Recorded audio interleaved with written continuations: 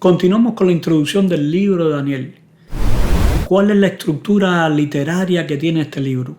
Bueno, mayormente es narrativa y apocalíptica, aunque tiene algunas partes poéticas también, como en el capítulo 2, el himno de alabanza que da Daniel, o en el capítulo 9, la oración de confesión que él tiene. Es apocalíptica porque, a diferencia de las otras profecías comúnmente encontradas en el Antiguo Testamento, que son profecías clásicas, estas profecías están cargadas de símbolos, pero al mismo tiempo tienen sus cumplimientos globales, no locales o referentes a Israel. También dentro de su forma literaria encontramos los quiasmos. Los quiasmos son varias ideas en secuencia, en formas progresivas, que después aparecen en forma reversa, formando así como un espejo, diríamos, o una pirámide. Por ejemplo, del capítulo 2 y el capítulo 7 encontramos que ambos hablan de una profecía que se extiende por un periodo de tiempo y cuenta con varios reinos. El capítulo 3 y el capítulo 6 nos habla de la fidelidad en medio de las dificultades y la liberación gloriosa que Dios le da. Y nos encontramos entonces que en el tope estaría en el capítulo 4 y el capítulo 5, hablándonos acerca de los reyes impíos, cómo Dios los llama y las respuestas que ellos dan y el castigo que reciben. Dentro de los capítulos también nosotros encontramos que ocurre esto también y está estructurado en forma quiástica. Al libro de Daniel, aunque en el video anterior hablamos de que fue escrito por Daniel y fue escrito en su época, en el siglo VI a.C., sin embargo, muchos críticos han dicho que Daniel se escribió alrededor del año 165 a.C. La razón por la cual lo dicen es que las profecías que se dan son tan detalladas que tuvo que haberse escrito este libro después que las profecías se hayan cumplido. Bueno, a esto también vemos que hay muchas de esas profecías que no se habían cumplido en el año 165, como las que hablaban acerca de Roma. Sin embargo, se cumplieron con precisión. Para estos críticos poder ajustar esto, interpretan de otra forma algunas de las profecías dadas allí para tratar de ajustarlo todo como un cumplimiento anterior.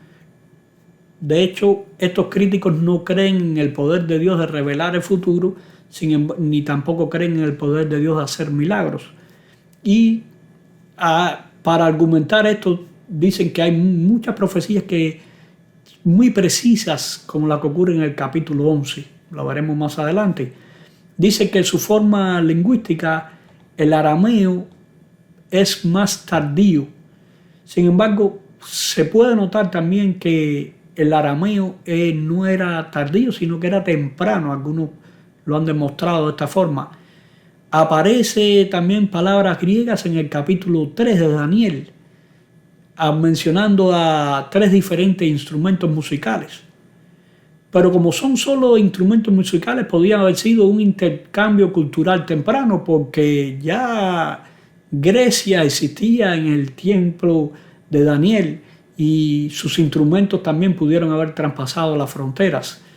También hay algunos términos que aparecen en el libro de Daniel que son persas, lo cual encaja mejor con ese contexto en el que escribió Daniel. Así que esto demostraría que Daniel fue escrito en el siglo VI a.C.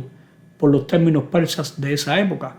Otro de los argumentos que se da es que se dice que en el Tanakh, que es la Biblia hebrea, Daniel aparece entre los escritos, no dentro de los profetas como aparece en nuestras Biblias. En realidad, Daniel no tenía un rol como profeta, sino servía como sabio en una corte extranjera. Por esto es que podría aparecer entre los escritos donde aparecen los libros de historia y aparecen libros de algunos que servían en cortes extranjeras como Esther y Nehemías y otros libros históricos también. Otra de las cosas que argumenta es que dice que hay posibles errores históricos. Anteriormente habían dicho que Belsasar no era rey, que eso era un error histórico, pero la arqueología, como dijimos en el video anterior, demostró que ellos estaban errados y que el libro de Daniel estaba en lo correcto. Hoy se sabe que Belsasar era corregente con Nabonido. Se menciona a Darío el Medo, pero no hay fuentes históricas que comprueben quién era Darío el Medo. Hay muchos que dan posibles identificaciones, pero el decir que no hay fuentes históricas que lo comprueben, dicen que estaba errado. Bueno, la falta de evidencia no quiere decir que sea un error, porque durante mucho tiempo se dijo lo mismo acerca de Belsasar hasta que apareció la evidencia. Se dice también que el libro de Daniel tiene ideas teológicas más avanzadas como la resurrección, el juicio final y los ángeles con nombres. Sin embargo, nosotros sabemos que hay otros libros del Antiguo Testamento, como el libro de Job, los libros de los Salmos, que hablan de ideas también teológicas de este tipo y avanzadas, aunque es cierto que el libro de Daniel es uno de los que tiene la teología más avanzada y detallada en el Antiguo Testamento. Se dice que también el libro de Daniel es de género apocalíptico, y el género apocalíptico era muy común en el siglo I y II antes de Cristo. Sin embargo, ellos pudieron haber copiado el género del libro de Daniel y no necesariamente que fue escrito en esa época. A todo esto sabemos que, como habíamos dicho anteriormente, el mismo Jesucristo dijo que Daniel fue el escritor de este libro. Si uno cree en las palabras de Jesús, entonces con certeza sabemos que Daniel fue el escritor de este libro, y si Daniel fue el escritor, entonces se escribió en el siglo VI antes de Cristo. Sigamos estudiando Daniel y veremos que sus enseñanzas alcanzan a nuestros días.